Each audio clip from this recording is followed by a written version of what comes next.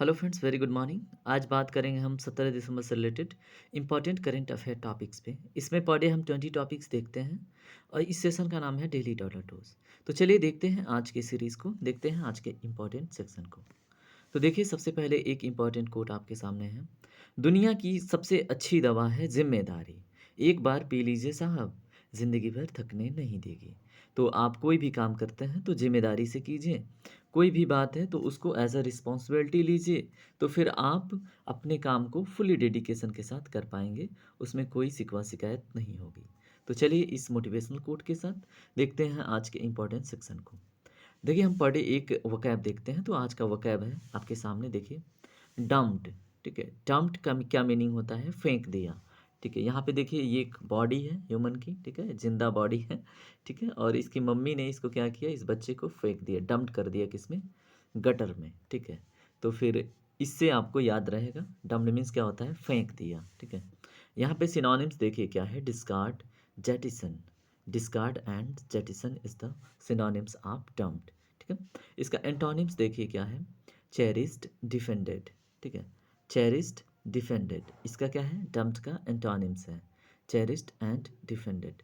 Example sentence जो यहाँ पे लिखा हुआ दिख रहा है आपको इमेज में, his body had been dumped in an area of out, क्या है? वेस्टलैंड। ठीक है, आउट ऑफ एरिया भेजा, इसको फेंका गया है जस्ट आउटसाइड द सिटी। ठीक है, तो यहाँ पे देखिए क्या कह रहा है? His body had been dumped, यानी कि इसकी बॉडी को डंप्ड कर रही है इसकी मम्मा, कहाँ पे?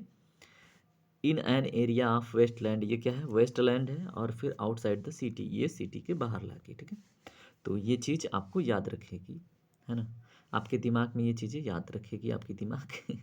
चलिए ठीक है, देखते हैं आज के करंट अफेयर को। यहाँ पे देखिए क्या है?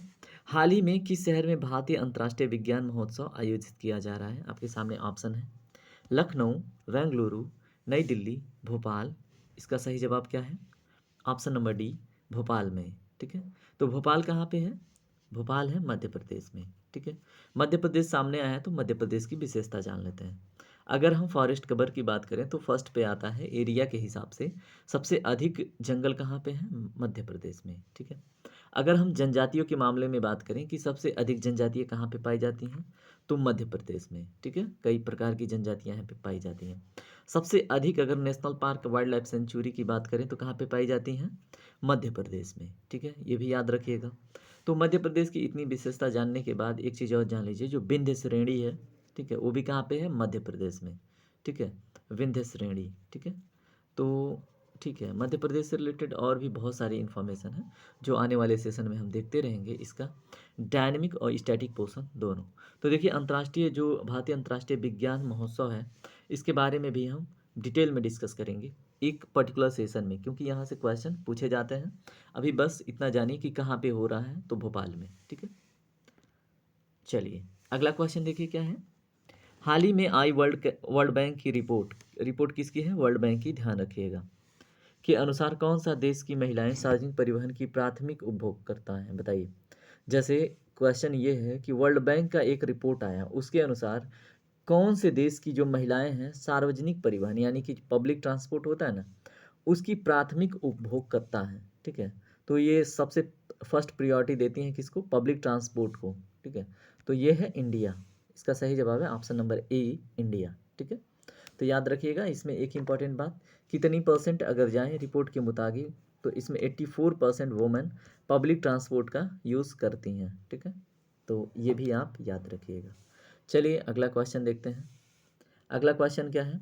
हाल ही में संस्कृति मंत्रालय ने देश भर में कुल कितने क्षेत्रीय सांस्कृतिक केंद्र स्थापित कर रहा है, ऐसी उद्घोषणा करी है? तो बताइए, 5, 8, 7 या 6? इसका सही जवाब है ऑप्शन नंबर सी, यानी कि 7। ठीक है, अब देखिए आपसे क्वेश्चन ये बन सकता है कि ये सातों लोकेशन कौन कौन से हैं। ठीक है, तो सातों लोकेशन को याद रखिए। पहला है पटियाला, क्या है? पटियाला का सूट आपने याद रखा होगा, है ना? पटियाला सूट, है ना? तो पटियाला, नागपुर, ओके। उसके बाद आपका क्या है? उदयपुर, राजस्थान वाला। नागपुर मध्य प्रदेश, महाराष्ट्र वाला, है ना? उदयपुर। उसके बाद आपका आता है क्या? प्रयागराज, प्रयागराज। उसके बाद क्या आता है? प्रयागराज के बाद कोलकाता, कोलकाता के ठीक है। उसके बाद दीमापुर और तंजावुर, तो D for Dimapur, T for Thanjavur, ठीक है। तो ये हो गए आपकी 7 लोकेशंस जहाँ पे क्या हो रहा है, सांस्कृतिक केंद्र स्थापित किए जा रहे हैं। किसके द्वारा? संस्कृति मंत्रालय के द्वारा। अब आपसे क्वेश्चन है, संस्कृत मंत्रालय के प्रमुख इस समय यानी कि ministry of art and culture किनके कंट्रोल में है, ये आप बताइएगा कमेंट सेक्शन में, ठीक है। तो देखिए ये सातों लोकेशन आपको पता होना चाहिए जो करंट में है। इसमें देखिए केवल आर्ट एंड कल्चर से ही जुड़ी हुई बात नहीं है, अगर आर्ट क्राफ्ट से भी जुड़ी बात है तो भी उसमें इंक्लूड किया जाएगा। मतलब हाथ से बनाया जाता है हथकरघा से कुछ, तो इसमें शिल्प भी इंक्लूड किए गए हैं, उसके संरक्षण और डेवलपमेंट की दृष्टिकोण से इसे मनाया जाएगा, ठीक है, और स्थापित किया जाएगा। चलिए अगला क्वेश्चन देखते हैं। भारत ने किस देश के साथ मेघालय में यानी कहाँ पे कजिंद 2022 का अभ्यास कहाँ पे हुआ? मेघालय में। ये भी आपसे क्वेश्चन बन सकता है जो क्वेश्चन में ही है। नामक एक संयुक्त सैन्य अभ्यास शुरू हुआ, बताइए भारत और किस देश के बीच में? Kazakhstan, Kyrgyzstan, Turkmenistan, Afghanistan. तो इसका सही जवाब है कजाकिस्तान, ठीक है। तो भारत और कजाकिस्तान के बीच काजिंद 2022 जो आयोजित होने वाला है, कहाँ पे होने वाला है? मेघालय में, ठीक है। तो इसके बारे में थोड़ा सा अगर हम जानें तो मेघालय के किस लोकेशन में? उमरोई में। कहाँ पे? मेघालय में एक लोकेशन है उमरोई, क्या नाम है? उमरोई, ठीक है। उमरोई में क्या होगा? काजिंद 2022 नामक एक संयुक्त सैन्य अभ्यास शुरू होगा, ठीक है। दोनों देशों के बीच में क्या करने के लिए? एक पॉजिटिव रिलेशन, ठीक है, जो मिलिट्री से रिलेटेड है ना, तो पॉजिटिव रिलेशनशिप एकदम स्ट्रॉन्ग करने के लिए, सकारात्मकता बढ़ाने के लिए, ठीक है, और एक दूसरे की जो अच्छी जो होती है ना क्वालिटी टेक्नोलॉजी है ना, एफिशिएंट टेक्नोलॉजी का शेयर करने के उद्देश्य से इसे काजिंद 2022 को क्या किया जा रहा है? अभ्यास को ऑर्गेनाइज किया जा रहा है। कब तक चलेगा? 28 तारीख इस महीने के लास्ट तक, ठीक है, 28 दिसंबर तक। ये भी आप याद रखिएगा, ठीक है। चलिए अगला क्वेश्चन देखते हैं। अगला क्वेश्चन है, नवंबर 2022 में भारत की थोक मूल्य मुद्रास्फीति गिरकर कितनी हो गई? ठीक है, अगर गिरी है तो क्वेश्चन आपसे पूछा जाएगा। तो 6.8%, 5.8%, 7.5%। इसका सही जवाब है ऑप्शन नंबर बी 5.85%, ठीक है। सॉरी। अब देखिए यहाँ पे आपको एक इमेज दिख रहा है, आलू दिख रहा है, मटर, बीन्स है ना, टमाटर दिख रहा है ना। तो इसमें अगर आप इतने सारे रुपए ले जाके बस इत्तू से सामान खरीद के लाते हो तो इसी को बोलते हैं मुद्रास्फीति। मतलब अगर आप पहले मान लीजिए आप पहले 10 रुपये में लाते थे क्या? 1 केजी आलू, ठीक है, 1 केजी पोटैटो, ठीक है। अभी इसी 1 केजी पोटैटो के लिए आपको देने पड़ रहे हैं 100 रुपये, ठीक है। तो ये क्या हो गया? ये इसको कहते हैं महंगाई, और इसको इकोनॉमिक्स लैंग्वेज में बोलते हैं मुद्रास्फीति। यानी कि जो मुद्रा की वैल्यू है उसमें क्या हो गई? घटोतरी हो गई। मुद्रा की जो परचेजिंग पावर है, ठीक है, इसकी जो वैल्यू है उसमें घटोतरी को ही बोलते हैं मुद्रास्फीति। क्यों? क्योंकि 10 रुपया था तो तब भी 1 किलो मिलता था। अब इसकी वैल्यू इतनी घट गई कि ऐसे 10 के 10 नोट होंगे तब फिर वो 1 किलो आलू मिलेगी, ठीक है। तो इसको बोलते हैं मुद्रास्फीति। कितना है? 5.85%।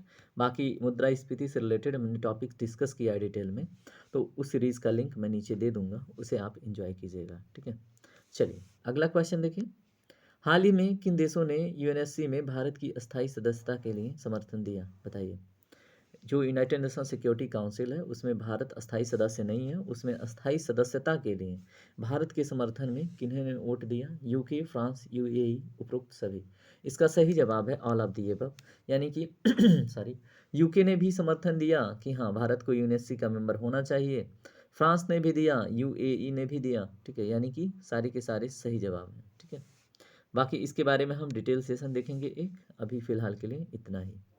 चलिए अगला क्वेश्चन देखिए क्या है। हाल ही में किस देश ने भविष्य की पीढ़ियों के लिए सिगरेट पर प्रतिबंध लगाने वाला कानून पारित किया है? ठीक है, तो cigarette will be ban in which country? तो बताइए, भारत, अमेरिका, न्यूजीलैंड, आइसलैंड। तो सबसे पहले आपसे एक क्वेश्चन है, इस ये कानून किस डेट को पारित हुआ या आप कमेंट सेक्शन में बताइए। लेकिन अब इसमें इंपॉर्टेंट क्या है कि देखिए जो प्रतिबंध लगा है ये सारी एज वर्ग के लिए नहीं है, ठीक है। अब इसमें प्रतिबंध लगा है तो ये अगर बात करें हम 1 जनवरी 2009 के बाद जो लोग पैदा हुए हैं, ठीक है, उनको किसी भी प्रकार का ऐसे मादक पदार्थ नहीं बेचा जाएगा, ठीक है। जो 1 जनवरी 2009 के बाद से पैदा हुए हैं, ठीक है, तो ये चीज़ याद रखिएगा, ठीक है। जैसे तंबाकू, सिगरेट, ये सारी चीज़ें 1 जनवरी 2009 के बाद वालों को नहीं दिया जाएगा। कहाँ पे? न्यूजीलैंड में। चलिए अगला क्वेश्चन देखिए। हाल ही में शंकर चौधरी किस राज्य के विधानसभा अध्यक्ष बने हैं? अभी हाल ही में गुजरात में चुनाव कंडक्ट हुआ था, ठीक है। तो ये गुजरात में ही बने हैं, यानी कि ऑप्शन नंबर डी इसका सही होगा। सीएम इनके भूपेंद्र पटेल हैं, ठीक है। भूपेंद्र पटेल कई बार बता चुका हूँ। किस पार्टी से हैं? बीजेपी से हैं, ये भी बता चुका हूँ। अब आप ये बताइएगा, भूपेंद्र पटेल जी तो बीजेपी पार्टी से हैं, आप ये बताइएगा ये जो शंकर चौधरी जी हैं किस पार्टी से हैं? पहला क्वेश्चन। दूसरा क्वेश्चन ये बताइएगा, गुजरात का जो नेशनल एनिमल है वो क्या है? ये भी बता चुका हूँ मैं, ठीक है। और फिर आप क्या बताइएगा, गुजरात के जो फार्मर चीफ मिनिस्टर थे, यानी कि भूपेंद्र पटेल जी से पहले, ठीक है, उनका भी नाम आप बताइएगा, ठीक है, जो मैं बता चुका हूँ। चलिए अगला क्वेश्चन देखिए। हाल ही में राज्यसभा में किस प्रदेश में गोंड समुदाय को एसटी सूची में लाने के लिए विधेयक पारित किया गया? इसका सही जवाब होगा उत्तर प्रदेश, मध्य प्रदेश, गुजरात, छत्तीसगढ़। इसका सही जवाब ऑप्शन नंबर ए, उत्तर प्रदेश में, ठीक है। तो उत्तर प्रदेश में गोंड समुदाय को एसटी कैटेगरी के अंतर्गत लाने के लिए क्या किया गया? एक विधेयक पारित किया गया, ठीक है। सॉरी। तो ये बात आप याद रखिएगा, ठीक है। अगर हम बात करें विधानसभा सीटों की, ठीक है, तो कितनी सीटें हैं बताइए, कितनी सीटें हैं उत्तर प्रदेश में? ये मैं बता चुका हूँ, ठीक है। तो आप कमेंट सेक्शन में ज़रूर बताइएगा विधानसभा की सीटें। चलिए अगला क्वेश्चन देखते हैं। अंतर्राष्ट्रीय जूनियर साइंस ओलंपियाड में भारत में कुल कितने स्वर्ण पदक जीते? 5, 8, 9, 6। इसका सही जवाब क्या है? ऑप्शन नंबर डी, 6, ठीक है। तो कितने पदक जीते अंतर्राष्ट्रीय जूनियर साइंस ओलंपियाड? इसमें क्वेश्चन ये बन सकता है, ये कहाँ पे कंडक्ट कराया गया, ठीक है, किस देश में ये कंडक्ट हुआ है हाल ही में? तो क्वेश्चन यहाँ से बन सकता है, ठीक है। तो याद रखिएगा कहाँ पे कराया गया है? बोगोटा में। कहाँ पे? इसका कलर चेंज करते हैं।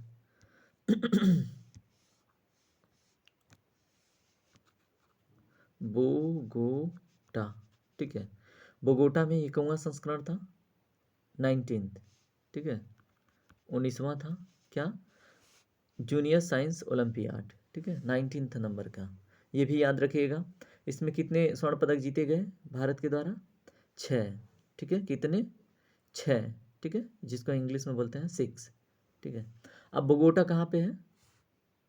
बोगोटा आपसे क्वेश्चन पूछे कि बोगोटा जो सिटी है किस कंट्री में है? तो ये है कोलंबिया में, ठीक है। कहाँ पे? कोलंबिया, ठीक है, कोलंबिया में। तो ये भी आप याद रखिएगा, ठीक है।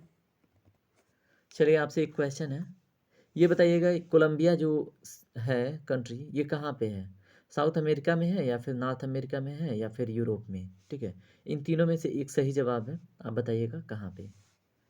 चलिए इस क्वेश्चन के बारे में हमने काफ़ी चीज़ें जान ली, ठीक है। अब हम बढ़ेंगे आगे और देखेंगे रिवीजन सेक्शन जो हमने अटेंड किया था जस्ट एक दिन पहले। तो देखिए क्या था, 10वां, 9वां, 8वां, 7वां ऐसे चलेगा। निम्न में से किसे पहली बार 2022 के लिए WTA player of the year नामित किया गया है? बताइए। साइना मिर्जा, रोजर फेडरर, ईगा स्विटेक और तज्जाना मारिया। देखिए हमने कल किया था इसलिए इसका जवाब जल्दी जल्दी देखेंगे। इसमें सही जवाब है option number C, Iga Swiatek को, ठीक है। तो क्या है ये?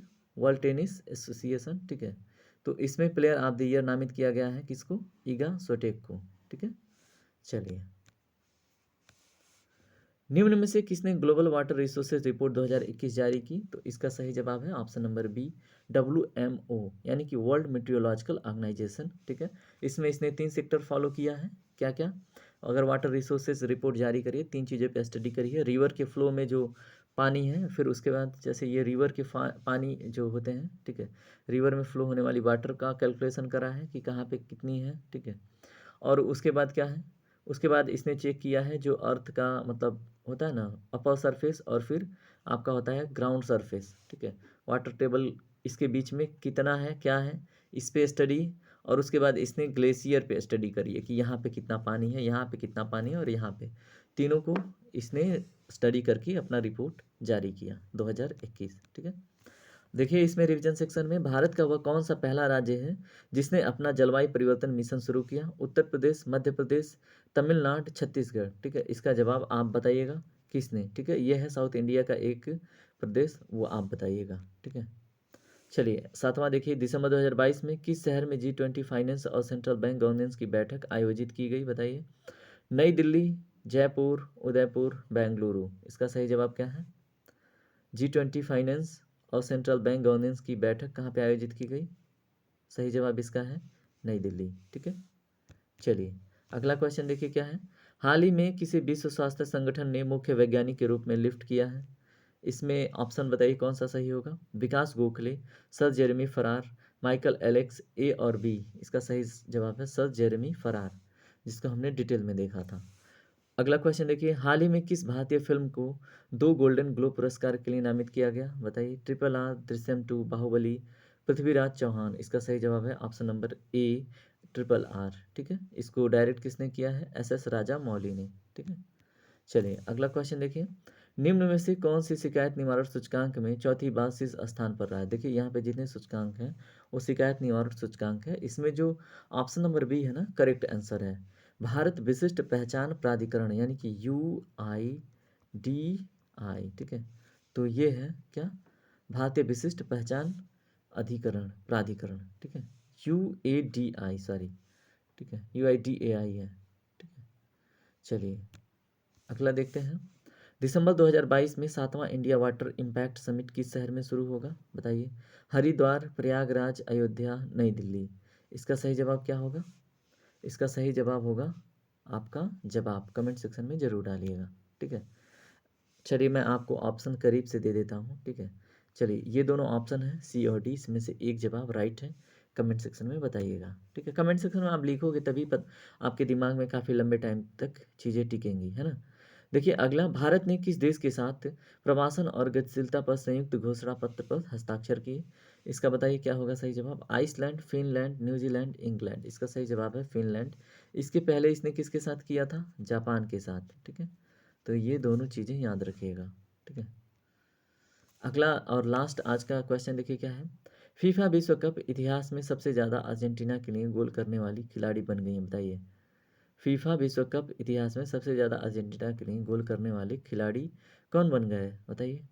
Lionel Messi, Cristiano Ronaldo, Luther, उपरोक्त में से कोई नहीं। इसका सही जवाब है ऑप्शन नंबर ए, यानी कि लियोनेल मेसी। ठीक है, option number A will be the right answer. ठीक है, तो ये चीज़ें आपको याद होनी चाहिए और इससे आज का सेशन कंप्लीट होता है। अगर सेशन आपको पसंद आए तो लाइक, कमेंट, शेयर और सब्सक्राइब ज़रूर करें। आपका दिन शुभ हो। राधे राधे। पढ़ते रहें, मोटिवेटेड रहें। टेक केयर दोस्तों, बाय।